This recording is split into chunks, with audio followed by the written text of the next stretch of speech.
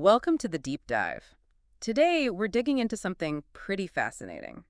Qatar's incredibly fast rise in artificial intelligence. That's right. It's been quite the journey. Our main guide here is the University 365 report, Qatar's AI development. It really paints a picture of Qatar becoming a major AI player in the Middle East. It does, and the report really zeroes in on the investment. We're talking $2.4 billion specifically earmarked just for building up AI capabilities. 2.4 billion, that's serious commitment. It signals a very clear priority, Yeah. more than just talk. Exactly. And for you listening, if you want to get up to speed on this quickly, thoroughly, but without getting totally bogged down, well, this is for you. We're unpacking the report, pulling out the key insights. Understanding that shift towards a knowledge economy powered by AI. Precisely. And to help us navigate all this, we have a University 365 professor with us, an expert who actually worked on the Qatar's AI development report. Welcome. Thanks for having me. It's an exciting topic to discuss. Great.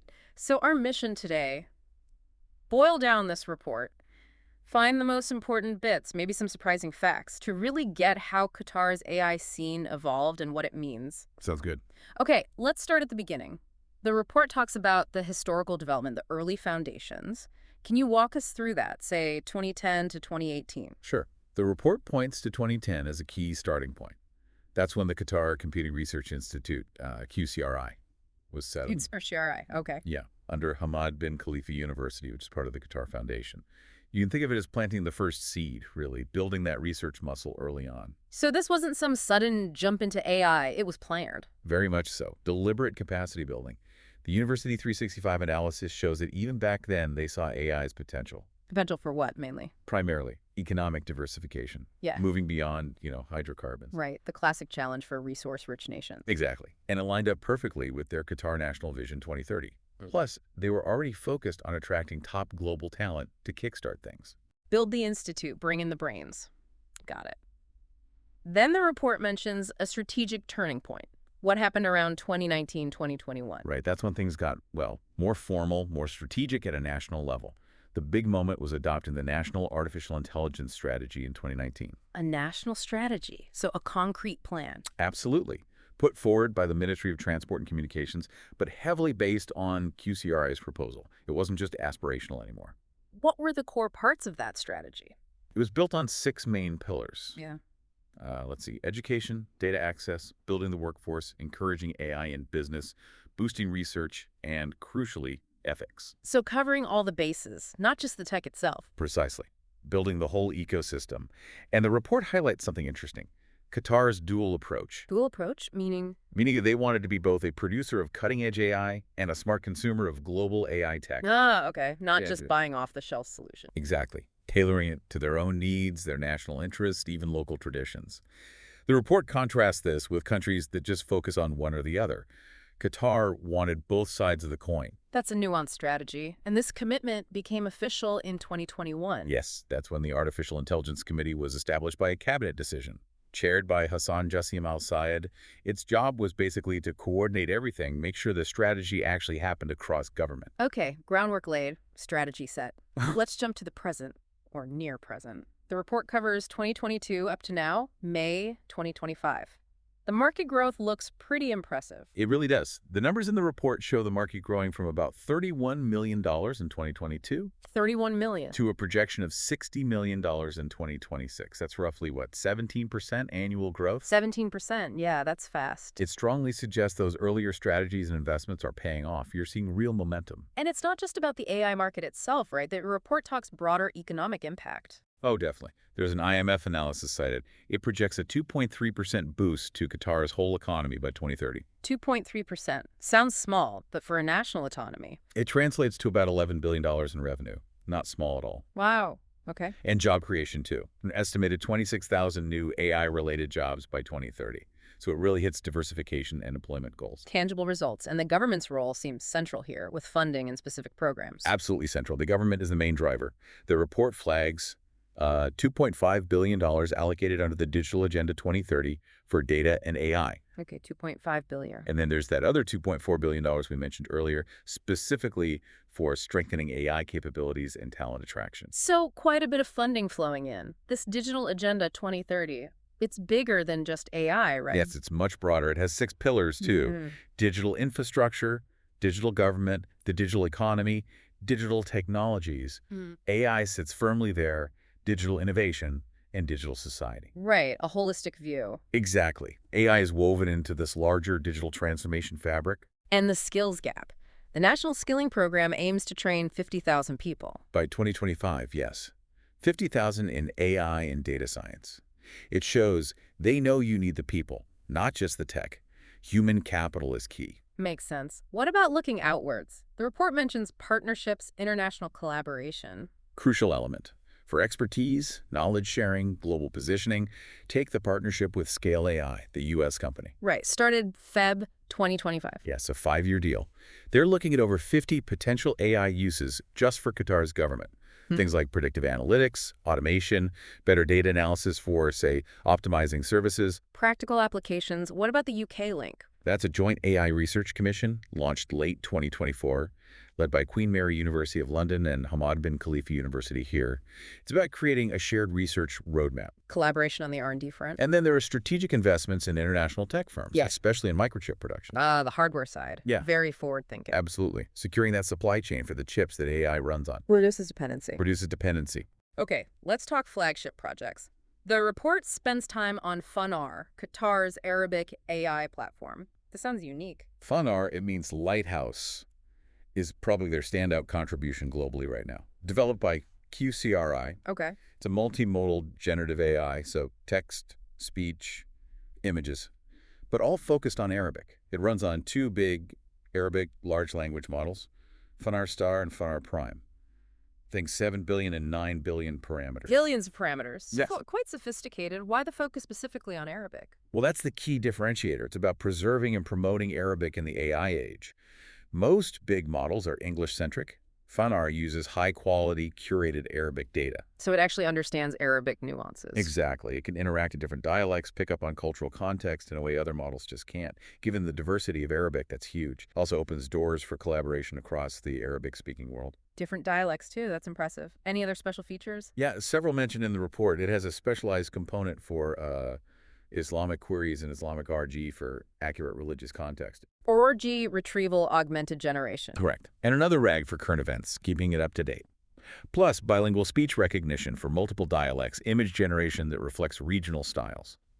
Even an attribution service to check content authenticity. Wow, okay. Very tailored. It really feels like a culturally significant project, not just tech.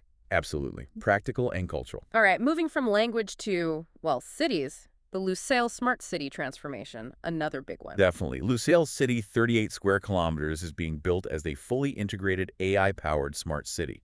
It's a showpiece for that National Vision 2030. And ST Engineering is involved. Heavily. They got a contract worth over $60 million in late 2024. They're designing, building, and operating the core smart city platform. And think of it as the city's digital nervous system. So what does this nervous system actually do? How does AI touch residents' lives there? The platform, called the AGIL Smart City Operating System, connects everything: lighting, buildings, traffic management. AI algorithms analyze all that data constantly. To do what? To find insights, optimize things. For the, 450,000 expected residents and visitors? That means things like AI managing traffic lights to cut down jams, smart buildings saving energy automatically. Okay, real-world benefit. And there's an asset management platform mentioned, using AI for 247 monitoring of infrastructure, power, water, etc., predicting problems before they happen. It's about efficiency, sustainability, quality of life. Completion set for 2027. A city run by AI becoming reality. Then there's healthcare innovation at Sidra Medicine. Yes, another interesting collaboration, Sidra, which is part of Qatar Foundation, partnered with a German firm, Vitafluence.ai, and their Swiss venture, EmpathicAI.life. That was April 2025. And the focus. AI and digital health innovation within Sidra's ecosystem. They're looking at things like better predictive modeling for patient risks, AI helping with diagnostics. Like reading scans. Potentially, yes. Or identifying patterns doctors might miss, and also creating more personalized treatment plans based on individual patient data. It's about leveraging AI to really advance patient care. Sounds very promising. Okay, one more key project. Smart tourism. Visit Qatar and Microsoft. Right. Building on their earlier Gen AI travel concierge, this partnership with Microsoft from Feb 2025, aims to push things further. More cutting-edge AI for travelers. What cool features? Things like highly personalized itineraries generated by AI based on your interests, real-time language translation making it easier for international visitors, and using predictive analytics for crowd management at busy spots. Smoother travel experiences. Exactly. They actually won awards for innovation back in 2024, so this Microsoft partnership is expected to really cement Qatar as a smart tourism destination. Okay, AI is clearly spreading everywhere. Let's quickly touch on some specific sectors the report highlights, the government itself. Leading the charge, really. Using AI to make public services better, more efficient. That Scale AI partnership is key there, exploring those 50-plus applications. And the GovAI program coordinates this. Yes, that program, under the Ministry of Communications and IT, makes sure AI adoption is happening across government agencies. The report says it's already improved things like judicial processes, waste management routing, e-governance platforms, making things work better. What about education and research? Big impact there, too. Places like Qatar University, Hamad bin Khalifa University, they're teaching AI specialized programs, but also using AI How? for personalized learning, for students, tailoring content, and for streamlining their own admin, making education itself smarter. Financial services. Nope. It seems like a natural fit for AI. Very much so. AI is big in finance there for fraud detection, spotting weird patterns in transactions much faster. Also risk management, like assessing credit risk, and customer service, using AI for personalized advice or chatbots. Benefits being. Better efficiency, lower fraud losses, and hopefully a better customer experience. And the energy sector. Still vital for Qatar. Absolutely. AI is helping optimize energy efficiency, predict when equipment needs maintenance before it breaks down. Predictive maintenance, right? Exactly. And even making drilling operations safer and more efficient. So lower costs, less environmental impact, better safety. AI is proving its worth even in their traditional core industry. A really broad application across the board. What about the impact on people? The workforce, society. The IMF analysis has some interesting points. Yes, it's quite nuanced. The analysis suggests around 37% of Qatar's workforce is in jobs somehow exposed to AI. 37%. But, and this is key, for over 75% of those jobs, AI is seen as having high complementarity, meaning AI is likely to boost productivity, work alongside people, rather than just replace them. So augmentation more than automation for many. For many, yes. Especially high-skilled roles like engineers, health professionals. They're expected to benefit most. But there were some concerns noted, particularly for Qatari nationals in the public sector. The report does flag that. Yeah. About 93% of nationals in the public sector are in AI-exposed roles. And for roughly 35% of those mostly clerical-type positions, there's a higher risk of automation. So a potential challenge there. It highlights the need for targeted policies, reskilling, upskilling, planning for that transition. And Qatar's working on talent development, right? That national skilling program. Definitely. Lots of programs under the Digital Agenda 2030. That target of training 50,000 in AI and data science by 2025 is ambitious. They're also trying to make Doha a global hub to attract AI talent from elsewhere, building that ecosystem. Okay, pulling back for a wider view. How does Qatar stack up globally? What are its strengths, according to the University 365 report? Several key strengths. First, the money. That $2.4 billion for AI, plus another $5 billion for startups, that's serious financial firepower. Right. Second, that unique focus on Eric AI with Finar. That gives them a niche leadership spot globally. Third, strong digital infrastructure. Good connectivity is fundamental. Fourth, clear government backing, the national strategy, the high-level commitment.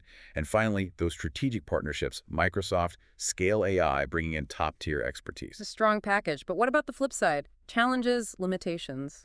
The report points those out too. The domestic market is relatively small, population-wise, around 2.9 million. That can limit scale for startups. Okay. There's still a reliance on expat talent for the really advanced AI stuff, though they're working on building local capacity. Right. The skilling programs. Also, maybe a bit too much reliance on the public sector driving things. Need more private sector push too. And then there's regional competition. The UAE, Saudi Arabia are also investing heavily in AI. Keeping pace. And lastly, the small population can make it harder to get those huge data sets needed for some of the most complex AI models. Interesting trade-offs. So looking ahead, beyond 2025, what's the trajectory? Near term first. Near term, expect more focus on implementing and scaling up what's already started, expanding into new areas, Fanar will likely get even more sophisticated, better Arabic understanding, more multimodal features. Makes sense. Those partnerships with Scale AI and Microsoft should mature, moving from pilots to actual deployment in government, healthcare, Lucille, probably by 2026, 2027. Seeing results on the ground. And maybe we'll see some AI unicorns emerge from that $5 billion startup fund, tackling regional problems in energy, finance, healthcare. And the longer-term vision, say towards 2030. Very ambitious. The goal is to be a recognized global AI hub by 2030, competing with the established centers. Aiming high. Yeah, they want to be the top 10 globally on the Digital Competitiveness Index. It's really about fundamentally transforming the economy away from hydrocarbons towards that knowledge-based model. That $11 billion GDP contribution from AI by 2030 is part of that vision. A true economic shift. And becoming a leading AI research center in the Arab world, building on QCRI and those international collaborations. A powerful vision, but potential bumps in the road? Any challenges highlighted for the future? Yes, the report mentions several. Ethics and governance will be huge as AI becomes more embedded. How do you handle bias? What are the rules? Critical questions. That workforce transition for nationals in automatable roles needs careful management planning, training. Geopolitics in the region could always affect collaboration and talent flow. Always a factor. And balancing those international partnerships with building their own capabilities, technological sovereignty, Finding the right mix. Finally, sustainability. AI needs a lot of energy for infrastructure, data centers. Making sure that aligns with environmental goals is another challenge. Lots to navigate. Well, this has been incredibly thorough, a fantastic deep dive based on that University 365 report. Professor, thank you so much for sharing all this expertise. It was my pleasure. Really fascinating developments to track. So for you, our listener, the key takeaways. Qatar's AI progress is strategic, it's rapid, backed by serious investment, and they have this unique angle with Arabic AI like Fanar. And as the University 365 report shows, the potential economic and societal impact is huge. It's a really compelling case study in using AI for national transformation. And this deep dive, well, it just scratches the surface of the analysis in the full Qatar's AI development report. It really shows University 365's commitment to providing that deep understanding of these critical global trends. We definitely encourage you to check out other U365 resources and maybe even use tools like UCopilot to explore topics like this even further. Great suggestion. And we'll leave you with a final thought to chew on. Thinking about Qatar's model blending ambition, resources, culture, and partnerships, what lessons could other nations learn from their approach? Or maybe this. What sector in Qatar do you think will be the next unexpected one to be really shaken up by their AI advancements? Something to ponder. Thanks for joining us on the deep dive.